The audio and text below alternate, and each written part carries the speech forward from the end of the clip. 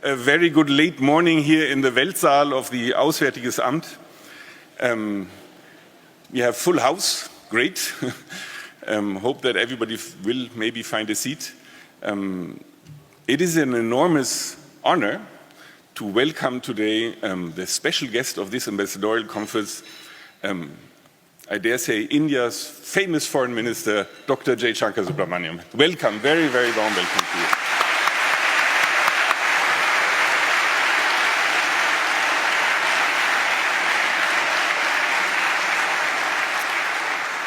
And as I can't possibly welcome the host of this, the host in her own house, I would like to say thank you very much, Foreign Minister Annalena Baerbock, to host us today in this beautiful room, and thank you for sharing your thoughts today with us, together with your Indian counterpart. I think it's a great moment. For many of us, it's the high point of the day, I think, at least for me. And for me, at least, it's a wonderful and unique opportunity to moderate a panel between my boss, the German Foreign Minister, and the Foreign Minister of my host country, India. So it's a great moment for me. Please allow me to express that. So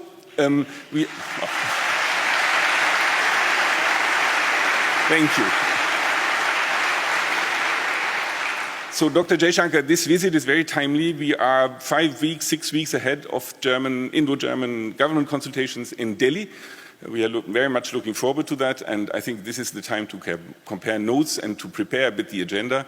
And what a wonderful idea to sit down with us today, with the German private sector, the business of Germany, and the ambassadors, and here in our annual ambassadors conference. Without further ado, let me give you a couple of organizational and housekeeping points. We will first listen to the Indian Foreign Minister's speech, and after that, Germany's Foreign Minister Annalena Baerbock will share her ideas with us, and then we'll open up very quickly to questions. You will see mics here in the couloir. Please queue up behind or in front of them, and when you ask the questions, be so kind and introduce yourself and your company. That would be very helpful. We'll be very, very quick after the speeches to start with the questions, but we have to close our session in time, and my last request is, when the session is over, please stay seated until the foreign ministers and their delegations have left the room. So, without further ado, Dr. Jaishankar, the floor is yours.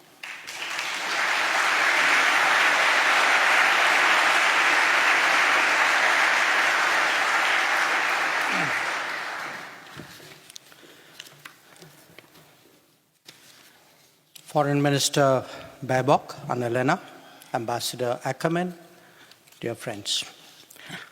Let me begin by saying what a great pleasure it is to share my views on the subject of India, Germany, and a changing world. And let me come directly to the point, because I understand time is at a premium. Now, most of you would be familiar with India in some manner. You may or may not have served there, visited there, but you would have a broad sense of it. But allow me to give you a brief description, because India has changed enormously in the last decade. It is today a near $4 trillion economy that has 8% growth prospects for decades further to come, where the pace of infrastructure growth is reflected in 8 new airports and 1 to 2 new metro systems built annually, where 28 kilometers of highway and 12 kilometers of railway track are laid daily. Its embrace of digital technologies is creating a public infrastructure on a massive scale. It has enabled, in the last decade, a housing program that has benefited about 170 million people, a health coverage of 660 million, and loans that are given annually to 58 small businesses. India records the highest digital financial transactions in the world, which are currently about 13 billion each month. It has the third largest startup ecosystem with 117 unicorns. Now, in addition to this, I want to stress that its human resources are also being transformed. Universities and colleges have virtually doubled in the last 10 years. There are more than 1,600 global capability centers in India that generate about $120 billion worth of business every year. The relevance of Indian talent to global workplace is visible in so many services and professions, and driving a global interest in concluding mobility agreements with us. This is now an India of moon landings and a Mars mission, a prolific manufacturer of vaccines and medicines, increasingly important to the global semiconductor industry and to contract engineering. Now, having said that, let me also be clear that there is much for us to do and a lot for us to grow. Recognizing this, the Modi government, early in its third term, has already embarked on a number of important initiatives. We plan to create 12 new industrial zones across the country to boost manufacturing. Accelerating skills development is a major focus. New logistics initiatives will target ports, highways, and railroads, and our aviation industry is set for a major expansion. Now, in all of this, foreign policy matters. It matters because global technology, resources, and best practices can make a big difference to our future. When India engages Germany and the European Union, this is a key consideration. For partners like you, it could mean both expanding markets and reliable supply chains. But there is a larger picture as well. Whether it is green and clean energy, sustainable urbanization, or new and emerging technologies, our cooperation contributes to a better world. As we enter the age of AI, of electric mobility, of green hydrogen, of space and semiconductors, the case for our collaboration only becomes stronger. While doing so, we must also assess our relationship in the context of the state of the world. Whether it is the volatility of pandemics, climate events, conflicts, or coercion, there is a growing interest in forging more reliable and resilient supply chains. Similarly, the digital era requires trusted partners and secure data flows. When it comes to international peace and stability, those with shared values and convergent interests must collaborate in defense and security. Each of these considerations has a direct relevance to the future growth of our ties. So with those words, allow me to flag some specific points in regard to our relationship. One, as the ambassador told us, the 7th intergovernmental consultations in India is due to take place and will be particularly significant because it will provide directions at a very crucial time on key issues. Two, our trade, currently at about 30 billion euros annually, and the mutual investment levels can surely do better. Changes in India and the easier business climate should serve as a motivation. Three, the 18th Asia-Pacific Conference of German Business, APK 2024, in New Delhi in October is therefore particularly important. Four, innovation and technology have to be given greater weight in our calculations. We need to think digital, AI, fintech, clean and green technologies. 5, defense cooperation must be given greater thought, especially as the Indian private sector expands in that domain.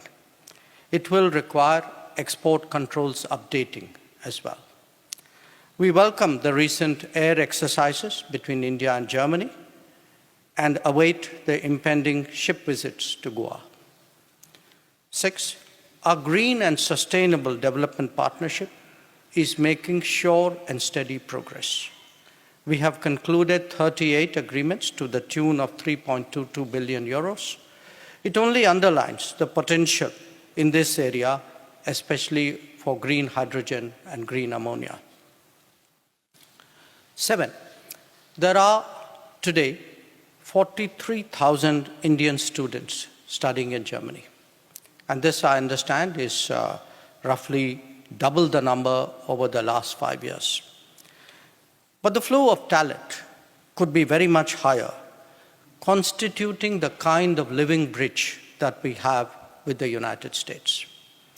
This could be supplemented by understandings on skills mobility. 8, and most important because it applies to us foreign ministers, we need close and continuous consultations on global issues. This is necessary to build the levels of trust and confidence which behoves our partnership. And this is what I expect to do with Foreign Minister Baerbock after this meeting. So, on that note, let me also share some thoughts about how we see the world today. There is no question that it is undergoing a profound shift, transitioning from the order that was fashioned after 1945. This is visible in an economic rebalancing accelerated by globalization. It is reinforced by the accompanying political consequences. There is a basis for today for talking about multipolarity, though this is still, in my view, work very much still in progress. From India's perspective, we see European Union and Germany as one of the key players in this emerging scenario.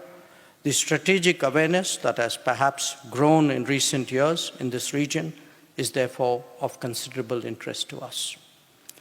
At the same time, we must also recognize the reality of interdependence and the limitations of our particular respective national capabilities. In a globalized existence, instability anywhere has consequences everywhere. It is untenable, therefore, for major nations to limit their horizons. But to act on that, it is necessary to forge partnerships and understandings. That is best done where there is comfort, where there is confidence, and where there is convergence. This is what we are seeking as we build between India and Germany a stronger relationship. And that is why we believe that Germany too should take greater interest in the Indo-Pacific, just as we in India seek to do in the Euro-Atlantic. Today, geopolitics, geoeconomics, and technology are driving us closer.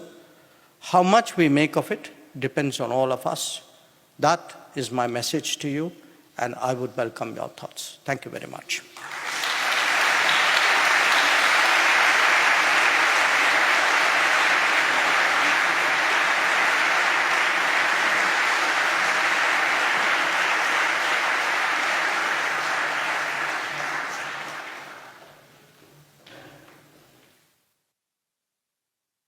So thank you very much for this message. And, let me say that the self-confidence is in a country that is more and more self-conscious is quite striking. And I think we like to hear this message a lot. I would like to hand over to Annalena Baerbock, the German Foreign Minister, to give her thoughts here on the stage. Thank you very much, and good morning, everybody. Good morning, Excellencies. Good morning, dear friends and guests, but especially also on stage. Good morning again, dear Minister, dear Jay. It's really an honor to have you here today at our conference, second day. And I would like to shortly echo what the Indian Foreign Minister has said, because we had yesterday, I was starting with my speech at the beginning, but today we would really like to concentrate on the partnership, and therefore we are really, really honored that you're here with us today with regard to the bilateral relations, the Indo-EU relations, but also the geopolitical shifts and chances we both face and see. We met 2 years ago, first time on longer discussions, when I was in Delhi, taking the metro and experiencing your modernization strategy kilometer by kilometer, but also not only seeing people buying groceries, but also being very impressed by your UP, Unified Payments Interface, a digital instant payment system, if you would just buy fruits on the street. I thought this would be impossible in Germany. Millions use it every day, but we also watched that closely, and we did a big jump compared to our speed here in Germany, also with regard to digitalization, especially in my field, in the foreign minister, because also I saw not only that it's possible to pay on the street with digital payments, but also I saw, unfortunately, in our embassy, in our consulate, that we are carrying application forms for visa still in boxes where you normally carry your washing clothes. So I thought, okay, I cannot change the payment on the street, but I can definitely change the digitalization in our ministry, and also we have worked on that beforehand, and we tried to apply the Indian speed. And I'm really honored and thankful to my whole team that today we have not only digitalized our forms there, it's a kind of a revolution, all embassies around the world, but starting in India because of our strong relations. And now we have seen an increase of 25% within these 2 years of Indian students and professionals to Germany with regard to visas, but especially the waiting time in the embassy, which was a big obstacle, especially for all the students you mentioned here. And I think it's now already at 50,000 Indian students studying in German, that we came down from 9 months waiting time to 2 weeks. I'm saying that because we are not only impressed by the speeds of reforms you're doing, but you can see that, like in sports, competition is always good. It also makes yourself better. So when we heard now all the current numbers, you were mentioning 8 airports per year. We're happy that we opened 1 here in our capital. And it took a bit more than 8 weeks. But so you could feel this makes you a bit dizzy as a European. But I would say no need to be afraid, but a reason for hope, because we are partners, as you have underlined. And this is a great chance for us, Germany, but especially Europe, to cooperate even more intensively. And therefore, because we're here today at our Business and Economy Day, at our conference, I would like to underline that for us it's big news that the largest democracy in the world with 1.4 billion people and more than 40% of population under 25 had this speed of reform. We, therefore, have our German Indo Chamber of Commerce, the largest German Chamber of Commerce worldwide, not by coincidence, but by strategy and friendship at your country.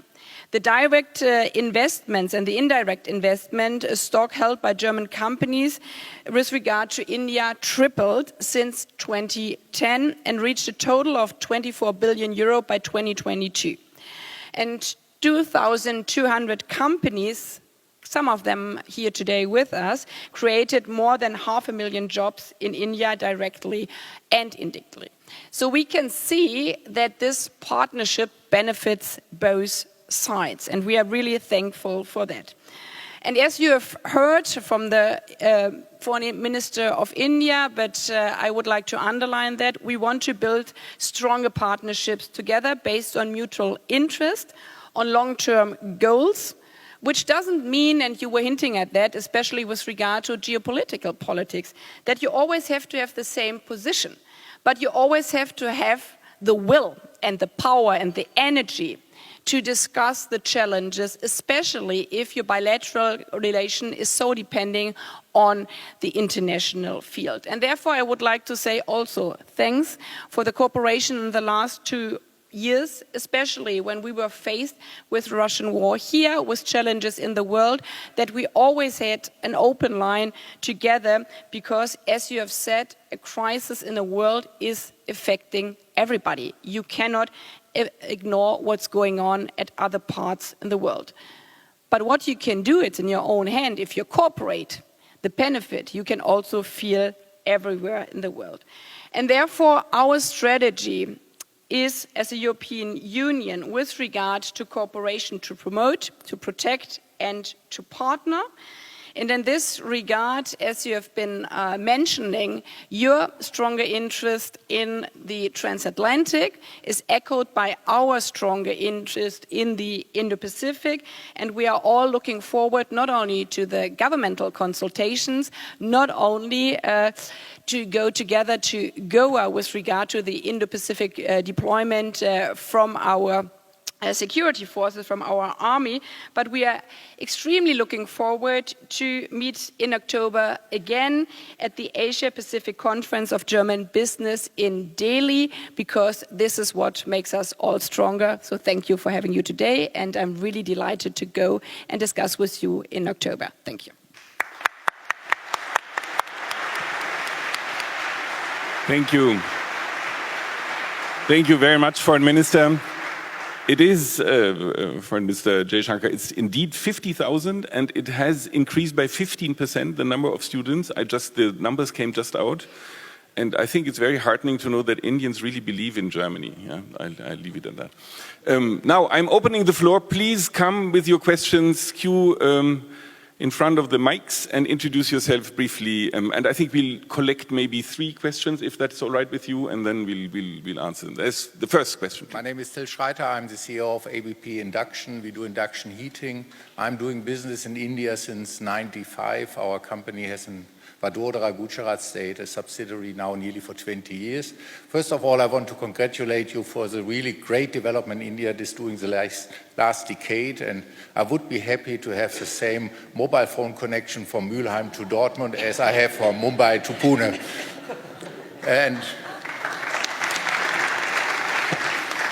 And now my question, I think India for us as the industry becomes more and more important for the decoupling for China as a second choice of sourcing country. We are doing a lot of production also for the export, but our biggest hassle is on the one hand the bureaucracy for import and export, and very much for sure the import taxes, since we as plant builder need to ship certain equipment in your country to produce a final product. And I'm wondering what your government is planning on this subject. Thank you very much. Thanks a lot. Do we have another question coming up very quickly? Yes, please. My name is Sabine Stricker-Kellerer. I'm an international lawyer and also asking a question from the business end. As you mentioned, we are living in a changed world, and geopolitics and geoeconomics entered every boardroom and is in every strategy department. So what we would like to know, or what I would like to know, is how in India is the relationship, interaction, the alignment between businesses and government, so that's the topic we're having here today, the alignment between business and politics when it comes to geopolitical issues. And only as an example, that would be how to deal with overcapacity coming from China or dependencies on major players. Thank you very much. Thank you. I said a third question could be taken. Is there anybody in the room? Yeah, please. Good morning. My name is Arndt Menstiel. I have the honor to chair the German Asia-Pacific Business Association here in Germany, or by its German acronym OAV, with more than 400 corporate members across all sectors and sizes of the German industry. Thank you for sharing very impressive numbers and facts on the transformational journey of your country. And in this regard, I'd like to ask specifically on the area of sustainability and climate change. Which strategic partnerships is your government seeking here, and how can we leverage the expertise of the German industry in this regard? Thank you. Minister, you would like to start, maybe? Yes. So let me start with the first question, which is the challenges posed by the bureaucracy to economic growth, to business. It's a reality, okay. But it's also a reality that is recognized by the government. So, in fact, when Prime Minister Modi was first elected, when he first came to power as Prime Minister in 2014, one of his earliest efforts was to shake up the government to try and make it easier to do business. Those days, there was actually a World Bank ranking. They stopped it for some complicated reasons I don't want to go into. But what we had done till the rankings were actually there, we were actually going up the rankings very fast. Now, we found, until you actually recognize a problem and accept there's a problem, you can't fix it. So I do want to assure you that for us, there is a very sharp realization at the highest levels of the government that we have to make India a more business-friendly country. It isn't just bureaucracy. Sometimes we have outdated regulations and laws. There's a big push to modernize all of that. There's also, I think, a much greater inclination to hear from business. I find whether it's in India or when we go abroad, we actually actively solicit from business saying, please tell us your pain points. We'd like to know from you, because that's really the most accurate feedback that we can possibly get. On the issue of tariffs, I think that's what you meant. You didn't use the word. Look, there are concerns here because, some of it goes to the last observation, the next question, that we are often a market where there's a lot of dumping from other countries, not from Germany. But the issue for us has been how do we grow and at the same time encourage people to invest in businesses and not have those businesses swamped by unfair competition from outside. Now again, when it comes to duties, it's one of those things, it's very hard to get it right on a permanent basis unless you are actually a low tariff economy, which many developed economies are. It's much harder for a developing economy. But here too, if we, for example, do understand that import duties are actually blocking production in India, I think we would have an open mind at looking at it, So for us, the focus, the emphasis would be how do you encourage companies to make in India so that there's a diversified global production. If there are obstacles there, we are, as I said, open to looking at it. On the next question, what is the relationship, how do business and government how do they deal with each other? I think largely through, mechanisms like chambers of various kinds. It could be local, it could be national, it could be a narrow profession. For example, the IT industry has its own body. The pharmaceutical people have their own body. But we do encourage businesses to express their concerns to us, and equally fairly, we do express our concerns to them, where we feel that businesses need to take precautions, where they need to have policies where their exposure can have national consequences, sometimes even national security consequences. I think we would be, and we are well within our rights to tell business saying, hang on here, slow down, look at this very carefully, think what you are doing. And today, some of the debates which are going on in our part of the world are not different from those which perhaps are taking place in yours as well, which is, where does business stop and where does security begin? Where do you expose yourself, where your bottom lines actually somewhere take you that far that it's no longer comfortable, sometimes it could even be dangerous. I think these are today legitimate issues because all countries are not the same. All businesses are not the same, and not everybody plays by the same rules and by, frankly, the same philosophy in a way. So this is, I would say, really, in a way, a kind of a shared global debate. We have our part of it. And my own sense, I didn't have enough time to speak about it. The deeper we enter the digital era, I think this challenge is going to become bigger and bigger.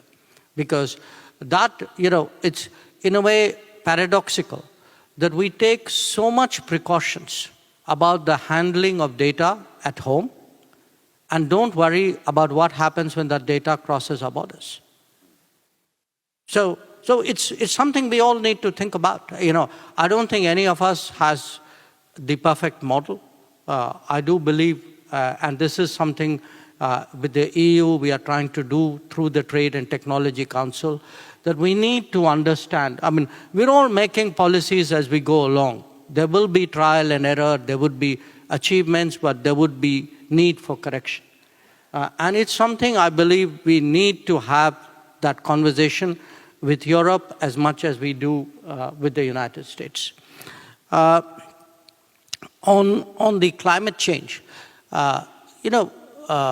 look, as I said, we still have a lot of growth ahead of us. And we know that that growth cannot be replicating how previous economies grew or how we ourselves grew in the past. So it doesn't make sense to invest deeply in what you may have to dismantle down the road. So there is a very conscious drive today, particularly when it comes to renewables. In fact, if I were to pick one of the big changes in India in the last 10 years, it would actually be the enormous shift that we are seeing towards in the direction of renewables. We're also very interested, in building up hydroelectricity. Our own abilities are somewhat limited here, but many of our neighbors are more blessed than we are. We're trying to work with them. But as a kind of example, I want to share something with you. Again, a new program, a new initiative we are starting is we are actually looking at millions of houses doing rooftop solar. Because for us, decentralized solar, localized solar is actually not just better for the environment, it deals with a lot of other issues like, the inefficiency of grids.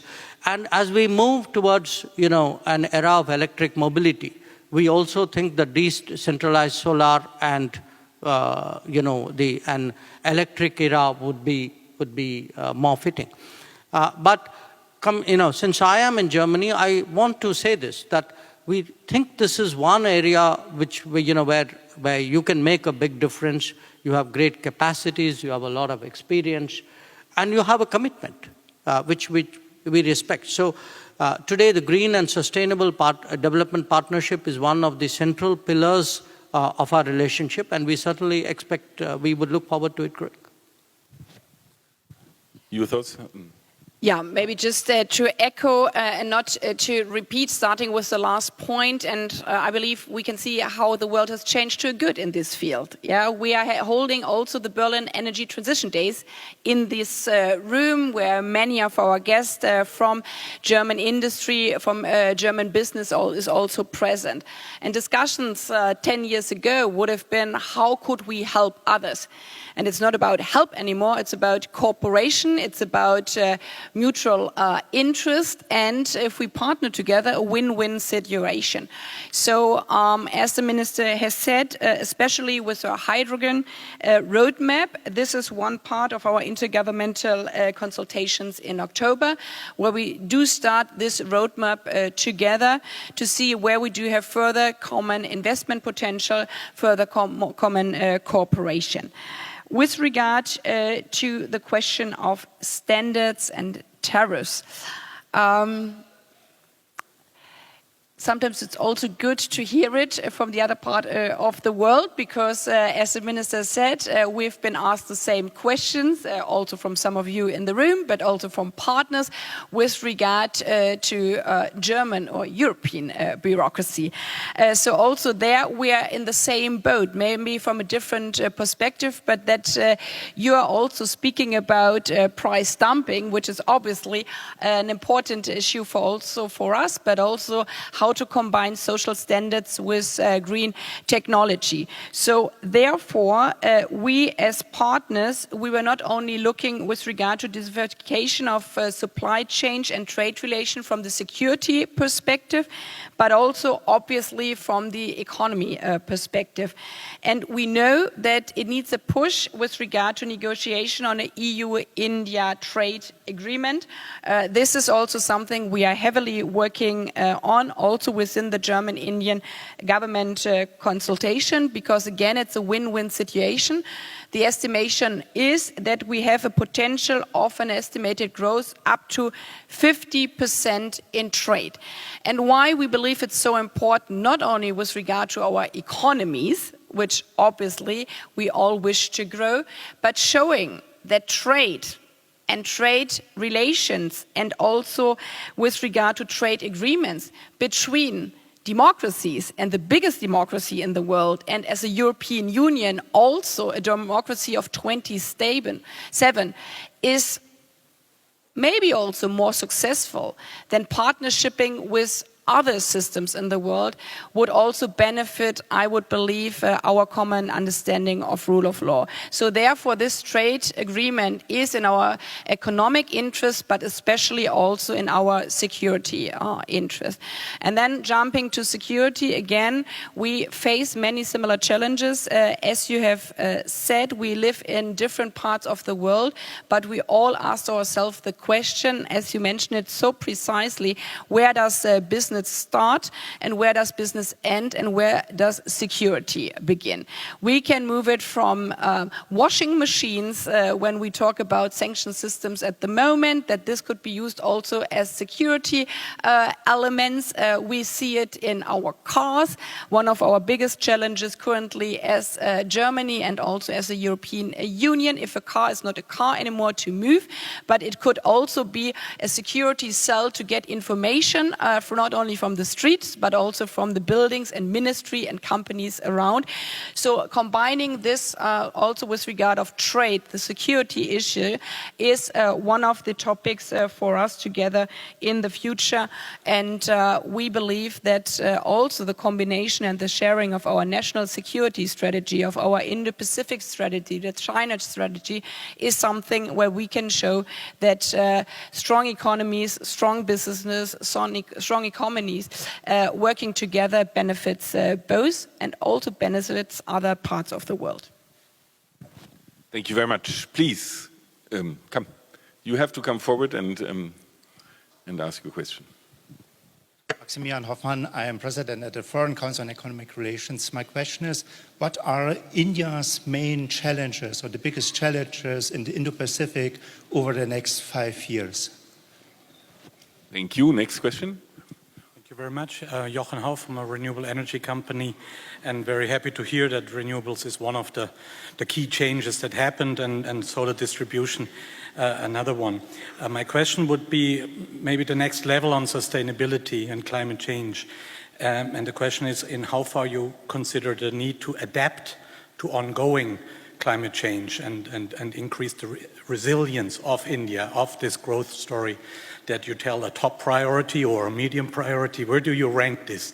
Is this already impacting the life and livelihoods of your people, and you need to move on it? And then related question, what do you do to instigate investment into adaptation, not only into mitigation? Thank you. And the third question behind. Bernhard Barth from the Mercator Institute for China Studies. I have two questions to Minister Jaishankar on the issue of economic security that already came up. On the one hand, this is an issue of government regulation, and your government has taken much more far-reaching decisions than many others, than our German government has. For example, you see we make jokes here about our infrastructure and our telecom infrastructure. I understand that in India, telecom infrastructure is not built by Chinese companies. You have banned TikTok, you have banned Chinese operating systems. These are, of course, costly decisions, and I'd be interested in any advice you would have on the discussions that go on if the government takes these far-reaching decisions. And the second question, you've mentioned that, of course, India wants to upgrade its industrial sector. For that, you will, I guess, depend on Chinese investments too. So how does this relate? Economic security on the one hand, on the other hand, trying to seek investment from China in crucial sectors. Thank you. I think it's better to start with him and then, yeah? I think all the questions. Minister Jaishankar. On the Indo-Pacific, it has been for us now in many ways a central preoccupation. And for very obvious reasons, because I think when you look at the world and you assess the sharpness of changes, perhaps the theater, the region where the shifts have been most marked have been really the Indo-Pacific. Now, what has happened in the Indo-Pacific? Essentially, from our perspective, because Annalena spoke about, countries, democracies, those who have similar political values coming together, that's actually happened in the Indo-Pacific. You had India, the US, Japan, Australia, located at 4 different corners in a way of the Indo-Pacific, actually taking a decision to work together, and that's how we revived the Quad. It was something which was attempted in 2007, and then in 2017, I think the countries decided, okay, we need to have another go at it and much more serious effort. And today, in fact, for us, it's one of the major diplomatic platforms to which India is committed, and it's we hold it from the president, prime minister level downwards, different ministers, different groups. Now, what actually happens here? Once countries make it a point to say, okay, let's find ways of working. The kind of achievements we've had in the Indo-Pacific would be from cooperating on maritime security and maritime domain awareness to HADR operations, to connectivity issues, to we actually have fellowships, STEM fellowships. We looked even during COVID on whether we could together make and distribute vaccines. We are doing weather, extreme climate events forecasting. So we are looking at standards of various kinds. So it's in many ways for us been a very successful experiment. The interesting thing is the Quad has grown in the last 7 years. It doesn't have a secretariat. It has no formal structure. There's no accession agreement. And yet, every quarter, I would say, something new is added to the Quad. And that is what happens when countries willing and, trusting of each other start to work with each other. Why is it necessary to do that in the Indo-Pacific? Because we do think that unless countries who have an interest in stability, in security, in maintaining, in ensuring that there is a freedom of choice, unless they come together. So it's, you know, it happens even in societies, it happens in every neighborhood, that people who have good intent sometimes need to make common cause if the world has to be a better place. And in that sense, that's really what is happening in the Indo-Pacific. On the renewables, yes, you know, if I were to look at the last year, I think it's been the wettest, hottest, coldest year, probably all at the same time. You know, we are visibly seeing the impact. In India, there are no debates whether climate change is for real or not. You know, people experience that in their daily lives. And given the fact that so much of our country is agriculture, it actually is a matter of existence. And we are seeing, you know, we are seeing the mountains threatened, you know, glaciers, withdrawing, melting. We are seeing the coastline threatened. So there's the levels of erosion are going up.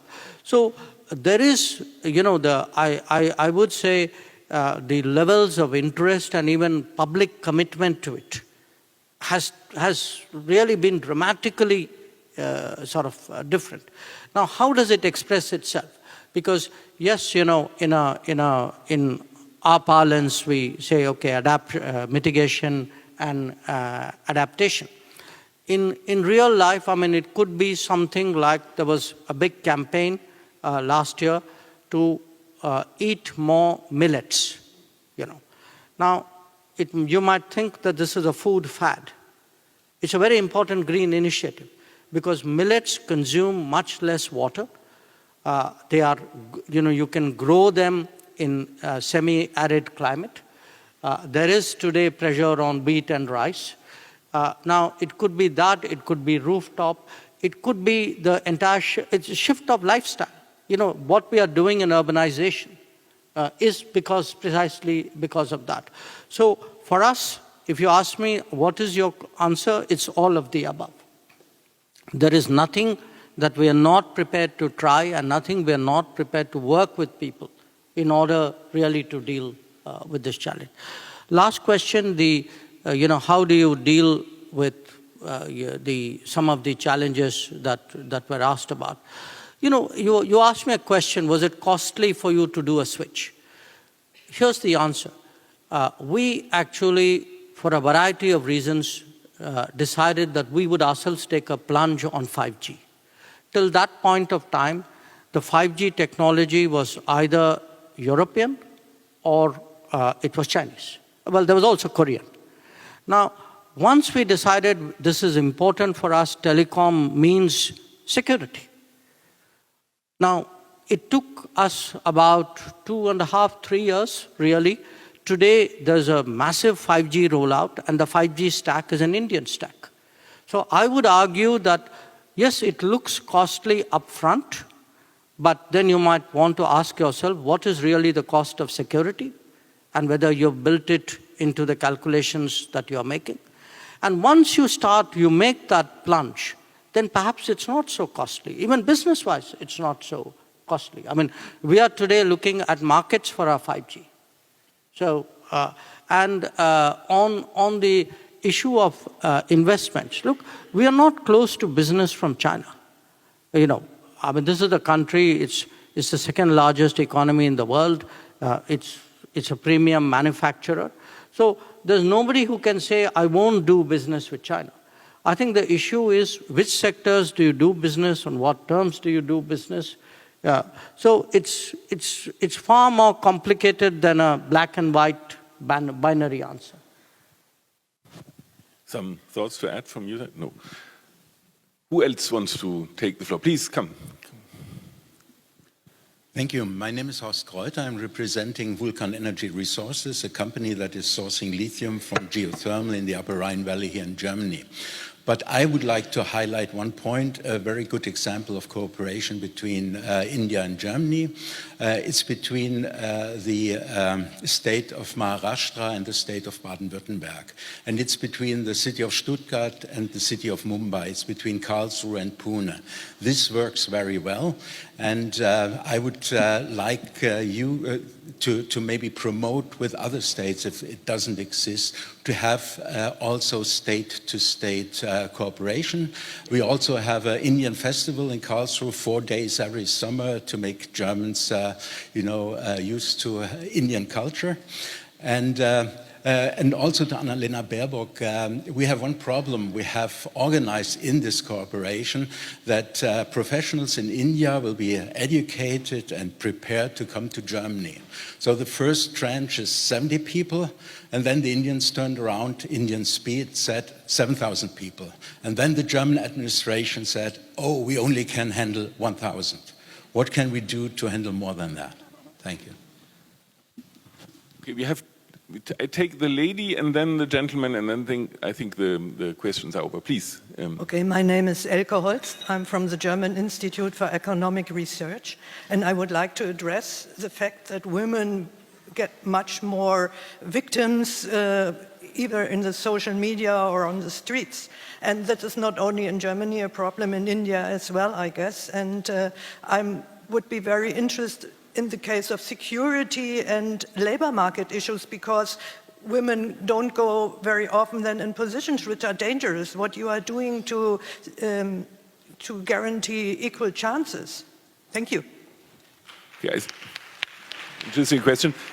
I see a second lady, but I think we will do the gentleman and then the second lady, and then we'll close it. Hello, my name is Jürgen Brandes. I'm the chairman of Schaltbau, a small mid-sized company in Munich. Former, I was with Siemens and founded 3 factories in India with huge success. My question now, I saw President Modi visited Ukraine as well as Russia to help the Europeans to dissolve this kind of conflict. How do you see the role of India to mitigate the future risk of this conflict for our economy, but also for the world's economy? Thank you. And last question, ma'am.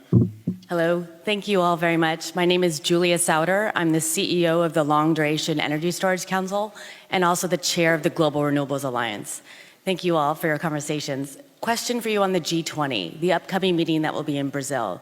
What is India's main goal? And in partnership with Germany, what do you both look to achieve from the meetings at G20? Thank you. Yeah, Mr. Jaishankar. The first observation I take as a kind of recommendation or a motivation that, we should have more intercity and interstate, interprovincial relationships. I think it's a very good point. I'd also tell you honestly, it's not something which is deep, it's not that strong in our tradition as it is in yours. But I do think it's a good idea too. So I hope when we have our intergovernmental consultations, something we could look at. On the concerns regarding women, we have a range of issues there, and every society has its own. But if I were to share with you some of the challenges, it would be we would find school-going rates for boys and girls would be different. Nutrition levels would be different.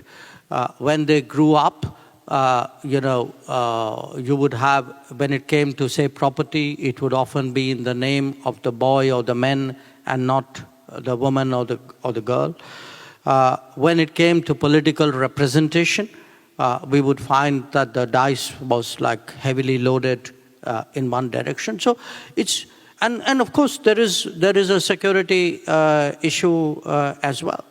In fact, often we have incidents which really create a sort of a great deal of tumult in the society. So there is, it's something one has to work on every facet of it. And again, I mean, he's not here, but I can tell you one of the proudest things for my Prime Minister is how much he's actually led this fight in India. That in his time, we've seen actually the gaps, the girls. Today we have more girls going to school in India than boys. And that's a huge change for us. because the gaps used to be very big. Now, I spoke about government giving houses to families. And we've given about roughly 36 million houses, something like that. Now, we insist that the house is co-registered with the lady, that it's not something which the man of the house owns. We had last year a legislation to ensure that in our parliament we had at least 33% women's representation, also in the state assemblies. But it's a very complex fight, because there are centuries of prejudice, attitude, habits which have accumulated, and it's not easy to fix it. But there is a great deal of determination, and in fact, there was a question about the G20. One of the issues we pushed in the G20 and was the idea of women-led development. That it's not that you're bringing them up to speed. There are areas where actually we find women, for a variety of reasons, are actually ahead of the rest of society. So I'll come to the G20 and then go back to the Ukraine. On the G20, I just want to say this, and maybe Annalena would like to add to it. The way it works is Brazil right now has the chair, but as the previous chair, we're part of the Troika. And the agenda of the G20 is like a carry it from presidency to presidency. Everybody adds their particular layer to what is out there. We would like definitely many of the issues which started out under us, for example, digital public infrastructure, that how do we actually facilitate, make it affordable and accessible in much of the global south, the idea of digital governance and digital delivery and digital facilities. A second is really reforming the multilateral development banks. How do we lend better? How do we make it more effective? Because in many ways, we think they are under-leveraging the multilateral development banks, the resources that they have. Finally, on the Russia-Ukraine issue, and I'll be discussing it in some detail with the minister later on. Look, let me say this. Prime Minister Modi went to Russia in July, and we all went to Kiev in August, about 10 days ago. Now, here is what we think. We don't think that this conflict is going to be resolved in the battlefield. That at some stage, there's going to be some negotiation. Now, when there is a negotiation, the main parties, in this case, Russia and Ukraine, have to be at that negotiation. That it cannot be that the negotiation is everybody else taking a position and then going to Russia and saying, okay, this is our collective position. Maybe, that could be one facet of it, but eventually there has to be a negotiation. We also don't think that conflicts are a good way of resolving differences. Countries have differences. Neighbors especially have differences. But we don't think this is an era, given the interdependence. We've all seen the consequences of this conflict across the world. That there are parts of the world far, far away where it's created a food crisis, it's created a fuel crisis. It's actually created political crisis in countries because the ripple impact of this conflict has actually hurt people. So we have been very open about it. What we have said in Moscow is also what we have said in Kiev. And we have said in public in Moscow that we don't think this is an era of war. We don't think you're going to get a solution out of the battlefield. We think you've got to negotiate. It's not for us to tell you what terms. If you want advice, we are always willing to give it. But that's really the position that we've taken.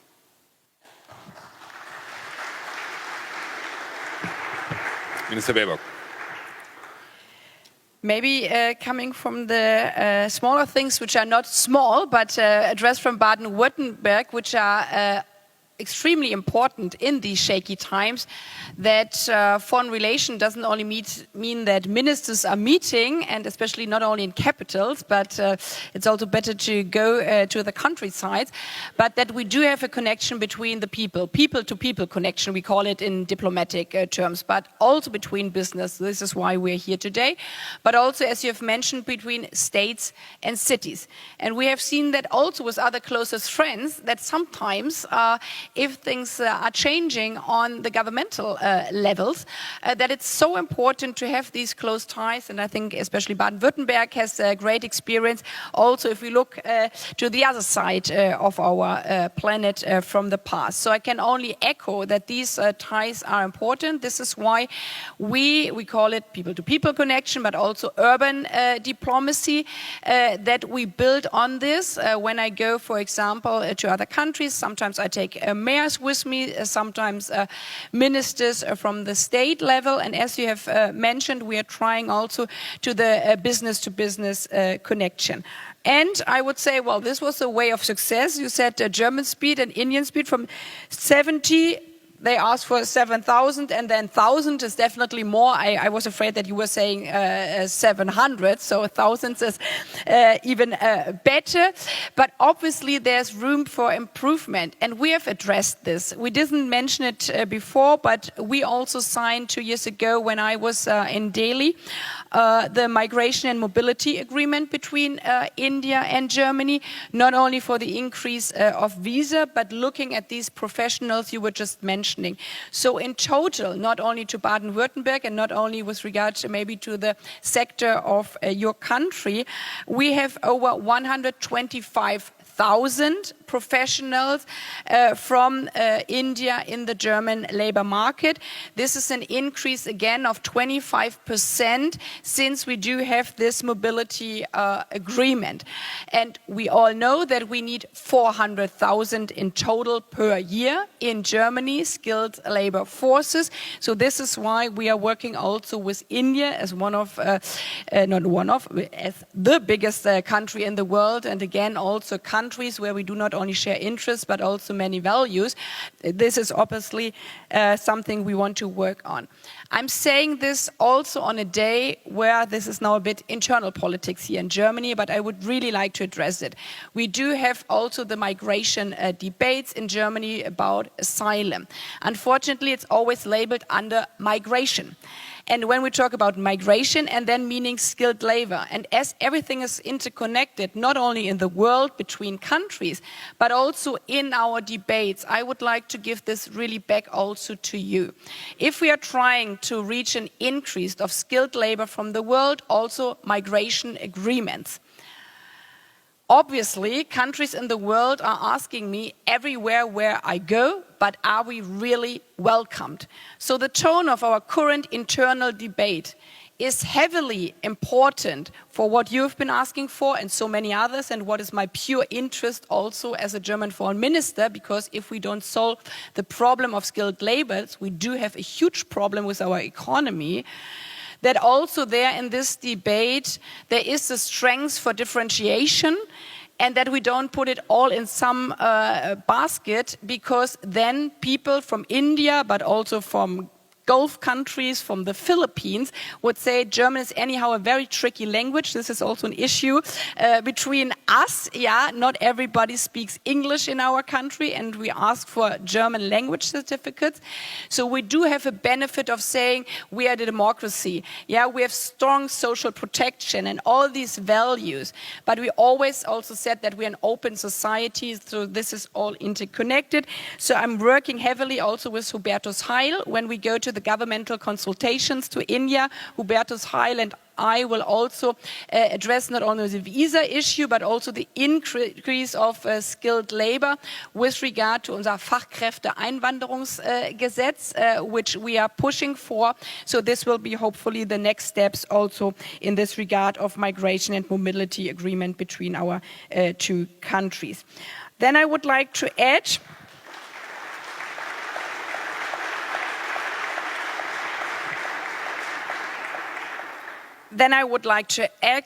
because we are also working on self-reflection, and we are encouraged by your speed, but also that we shouldn't be too shy about our own successes. If we're talking about Indian trains, we can say that 80% of Indian trains use brake systems.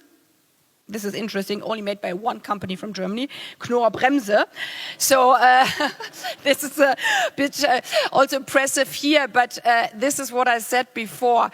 The increase of investments, but also the economic power is not only in our interest because we like to see India grow, but because there are so many German investments, so many German companies, and I think also German technology helps for the Indian speed. And I would say also from German side, we can be a bit proud of that. And then moving to G20. And I really like this forum because obviously we do not agree on everything with regard to geopolitics, but we have a common belief, and I would say this has maybe changed over the last couple of years, that as the biggest economies, and this is why we are coming together, these 20 countries from around the world, these biggest 20 economies do have a common responsibility towards the world. And this is why this topic, it's not 1 year we're doing climate and the next year we are doing IR or something else, but there's this follow-up, this understanding that not only every 20 economies are growing by themselves, but how can there be a mutual gain for the rest of the world, because obviously others are saying you do have a responsibility. And in this regard, the climate investments, the whole power of renewable energy is one of the major topics, and after India, now Brazil is obviously pushing on that one. But there's another field which is heavily important for many countries there, and I think, again, Germany can play a big role here and has a big responsibility. This is the global governance reform with regard to India started this under your presidency last year, but we are moving on that. The Bretton Woods, many countries didn't even exist and definitely were not at the table back in the 70s when these institutions gained force. So the reform of the IMF and also the World Bank is for us also, and I would like to say that also to our Indian friends, one of the important things, not only for more justice in the world, but also with regard to that we can use our economic powers all together. And it's being implemented now also with regard to the United Nations reform process in 2 weeks' time in New York. So the G20 in the shaky times, yeah, even though sometimes we fight heavily at the table, especially when the Russian war breaks out.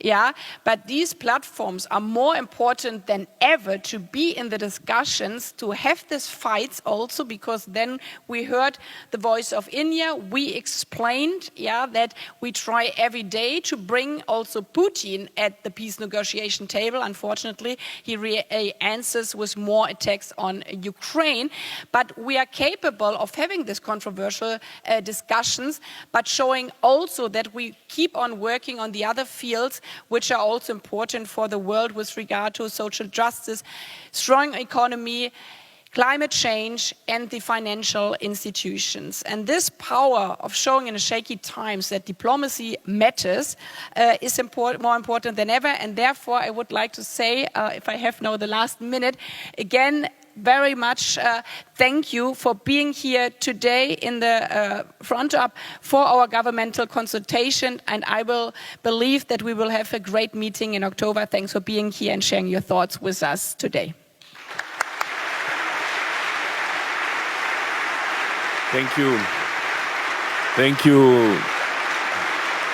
Thank you. Thank you very much, ministers, for this wonderful conversation. Thank you for your lively questions. I think we've learned a lot today. Mr. Jaishankar, you gave a comprehensive picture of India. I think you made a strong point. We'll measure investment after this, whether investment goes up. I think there is a strong point for this. I can only say, I hope the audience realizes what a pleasure it is to represent Germany in India. We have the 3 out of 4 consuls generals sitting here, Bangalore, Chennai, and Mumbai sitting here and following. And I can tell you, Team Germany in India is very happy to have a wonderful host country and a good partner country. Thank you again for coming. Thanks, and I wish you a wonderful continuation of the day.